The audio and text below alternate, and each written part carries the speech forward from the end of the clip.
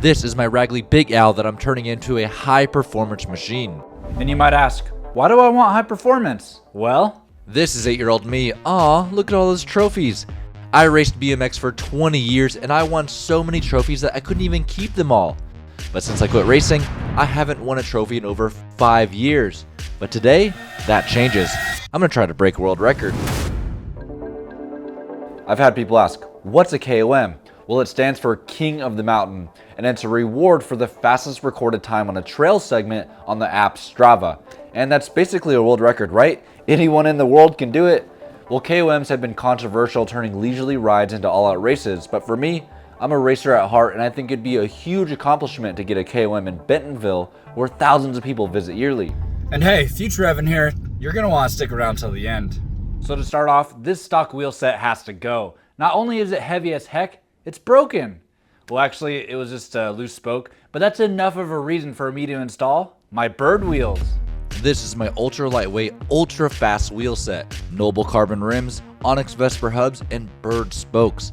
I'm using a fast rolling hard pack tire that is perfect for the trails that I'm attempting a KOM on. So installing the bird wheels causes a ton of issues. Here, let me show you. The stock wheel set uses an HD driver body. Well, the bird wheels have an XD driver body, plus they have my XX1 cassette on there, so I definitely want to use that. But then the Sunrays derailleur is 11 speeds and the Dior shifter is 10 speeds. And that's not going to work on my fancy 12-speed cassette. So I need a new drivetrain too. Let's strip this Raggly down.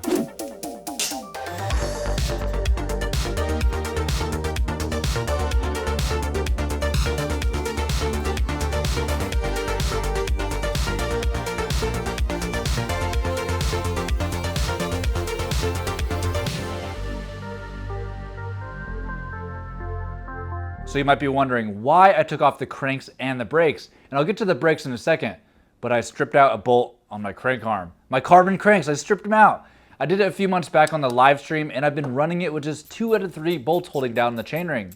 And since I'm gonna be laying down some major power on the pedals, I need to know that the sprocket is actually tightened correctly on the cranks. So if anyone has an idea on how to rethread the cranks, or if I'm SOL, let me know in the comments. But I have a replacement crankset, something way stronger, I think. And there was really only one crankset that I had in mind. Boom, 5 dev cranks. Sure, they're expensive, but this just went from a budget build to a dream build.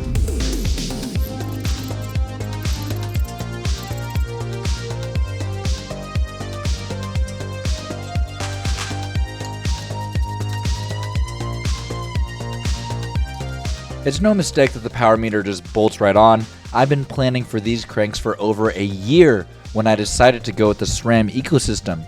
The BB Infinite bottom bracket is shimmed down to 28.99 for the SRAM cranks, so just remove that and these cranks should fit like a glove. You gotta love when stuff goes according to the plan.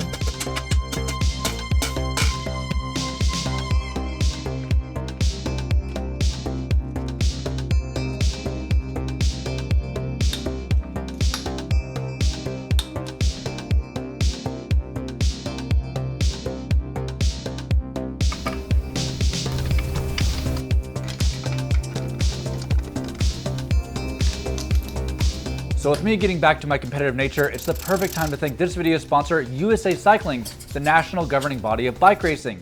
It's funny, I had a USA Cycling membership way back in 2015 so that I could race the BMX World Championships in Zolder, Belgium. And I got World 7. USA Cycling's race membership includes a racing license to thousands of USA Cycling events nationwide, plus membership discounts from 200 plus industry partners. We're talking discounts with Vittoria Tires, Scratch Labs, Training Peaks. With this annual membership, your races count towards a national ranking system from Cat 3 to Cat 1, even to a pro ranking, earning you a better starting position for national championships.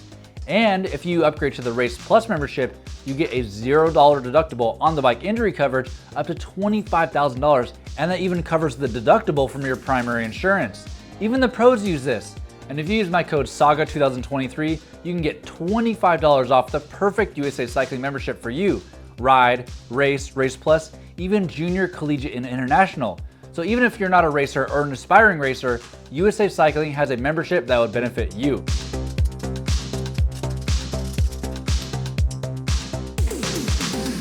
So about the brakes. During my crash, somehow I tweaked the left brake lever even though I fell on my right side, and I noticed when I took the lever off, I have a huge gouge in the one-up bars. So, they're trash. I'm pretty bummed about it, but luckily I have another set, and I'm going to use this time to install my 4-piston Shigura brakes. They have really great stopping power and a really great on-off feel, and it'll be perfect for a quick little stab of the brakes into all those S-turns on Fireline. But hopefully, I don't have to do a full bleed.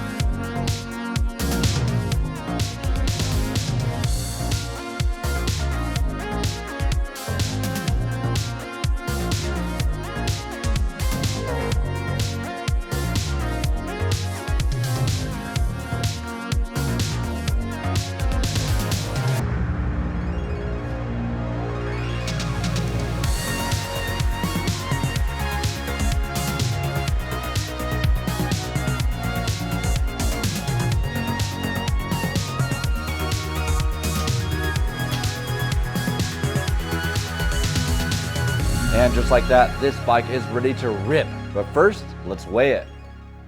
Whoa, 26.9 pounds. I wish you guys could feel how light this bike is. But that means we're ready to steal some KOMs.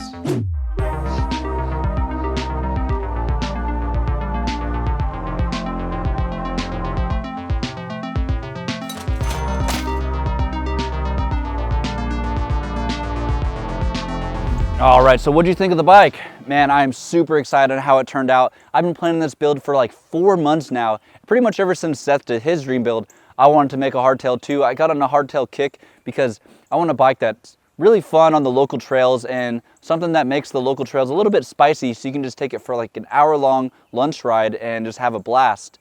But it's just me today. I'm going selfie mode. I'm on a selfie stick here. Hope you don't mind. So we're gonna be doing a lot of POV. And dude, out of nowhere, in Bentonville here, from one week to the next, it's all of a sudden green everywhere. It's spring. But with that, I kind of have some allergies going on, so I'm sure you can hear it in my voice. But that cannot let me get distracted from the task at hand, and that's to hopefully get some KOMs on either Fireline or the segment called Huck to Face, which is a trail called Cease and Desist. So what do you say we feel out this bike and get warmed up on Fireline? All right, here we go on Fireline, little warm up. That's where I crashed last time. Yeah, this bike feels way different now. So snappy and woo. Yeah, what I decided I'm gonna do, since last video I asked for everybody's recommendations, I think for this flow trail stuff, I'm just gonna add some like 4 clicks of high-speed compression because I don't need a really good suspension fork on this flow trail stuff. And then on the cross-country stuff or the chunk, I'll just open it up again. No big deal. So it actually feels way better that way, I think. Yeah, I'd also like to thank everybody for their support recently. I've had multiple videos, like the last 3 out of 5 of my videos have hit over 100,000 views. So I really appreciate everybody's support and really means a lot. And I hope to motivate people to get out there, ride their bike, maybe accomplish some things that you never thought were possible. Ooh, yeah. I'm actually doing this right now with my seat up. It's not that bad. Yeah.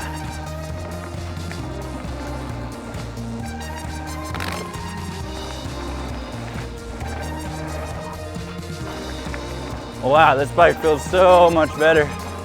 I think I'll be able to push it. All right, well, I did a couple more warm-ups and man, I've kind of had a change of heart. I don't think I can do a KOM. I think I missed my window of opportunity, to be honest.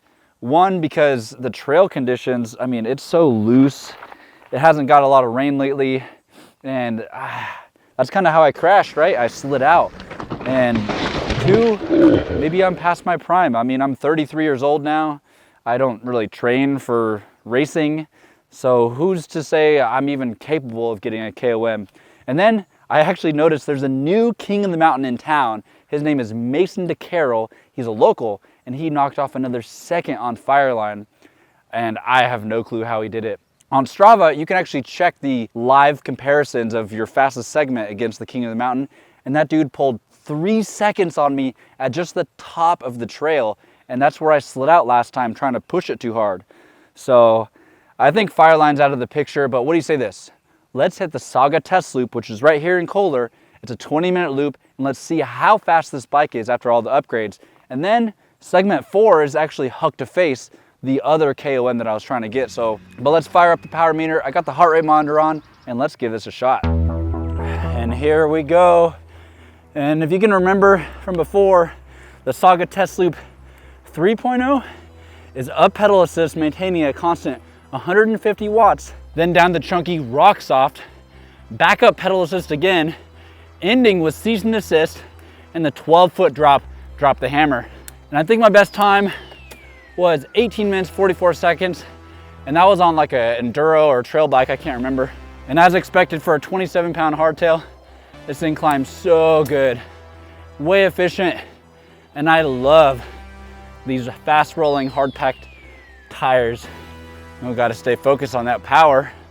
Don't want to cheat myself, but it is definitely way easier to get up to 150 watts and way easier to go way over by accident.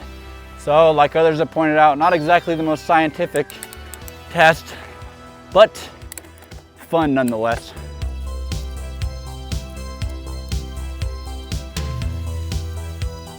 Well, almost to the top, and I can say that my energy level is way higher, even maintaining that 150 watts, because this bike is so much more efficient. But I mean, duh, it's a 27-pound hardtail. It's to be expected, but still fun to point out. But I might be needing a dropper because my knees are kind of hurting a little bit because my seat can't go high enough. I didn't really want one, but I might have to get one.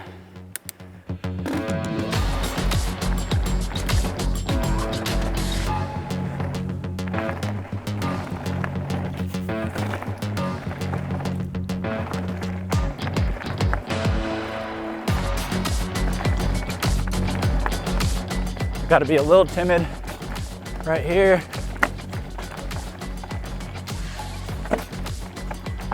Oh man, I'm going way slower than normal. Whoa.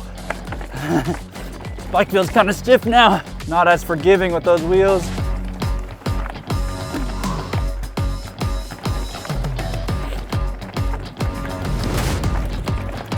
Oh. Now my calves are all sore. Or tight, I don't know. Okay, back up we go. I gotta say, these hard packed, maybe they're XC, specialized ground control. I don't know if they're XC tires or what, but they're made for a hard pack. And they're great on hard pack, they roll fast. But when it gets to that loose stuff, sand and little marbly stuff on the top, it definitely sacrifices a bit there. So with everything, it's kind of like a give or take. Gotta focus on the power, get the heart rate down.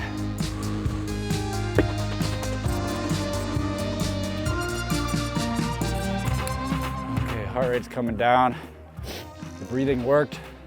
I know a lot of people think it's weird how I get on a bike and then I complain about it a little bit, and they say that I should ride the same bike for longer and I shouldn't change the bikes all the time. But that's the name of the game. I'm a YouTube creator making entertaining content with bike builds. So gotta keep the bikes rolling. I can't stay on the same bike too long. But I did ride this bike by myself off camera the other day to get used to it, to hopefully give myself a fighting chance to get a KOM or set a PR or something. But that's the best I can do. And I can tell you, I have 2 new builds that you have not seen on the channel yet. 2 completely new bikes coming soon, and I'm super excited about it. I still gotta downsize because now I have 9 bikes in my garage. I still got to downsize, so join me this Sunday, tomorrow at 5 p.m. Central, and we're gonna get either the Canyon or the Common Saw hardtail ready to be sold. Convert that back to stock, so it should be fun. All right, we're back at the top. Segment 3 complete. Let's hit it. Yeah. All right, remember this is the trail I want to get a KOM on. The current king of the mountain is Haj Mihalik, and he, I guess he's a BMX dirt jumper legend. And then second is Annika Bierton. She's a 3-time world champion. So to get on the leaderboard, I'd be in good company there.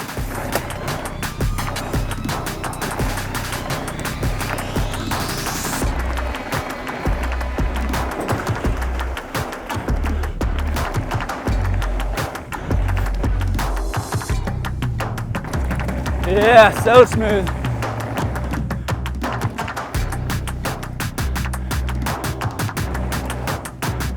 This bike is so quiet. Woo. And time. Woo. Okay, just gotta check my times. Got my mobile hotspot going, sync to Strava, so let's see if I can tell you one thing. That was officially a PR on the Saga test loop by like 20 seconds. Fastest recorded time I've ever done. But let's see if I got that KOM on Huck to Face. Oh, shit. No way. KOM. No. KOM.